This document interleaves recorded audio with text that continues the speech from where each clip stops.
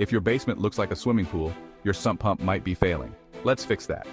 A sump pump failure can spell disaster for your home's basement. Here are the top 5 failures to watch out for. At number 5, we have clogged discharge pipes. Debris, dirt, and ice can block the pipe, forcing water back into your sump pit. Regular cleaning can prevent this mess. Number 4, power failure. During heavy rain, a power outage can stop your pump cold. Invest in a backup battery or generator to keep things running smoothly. Number 3, float switch malfunctions. If the float switch gets stuck, your pump won't activate, leading to flooding. Test it regularly to keep it moving freely. Coming in at number 2, pump overload. A pump that's too small can't handle big water volumes. Make sure yours is the right size and upgrade if needed. And finally, number 1, lack of maintenance. Skipping regular checks and upkeep can cause catastrophic failures.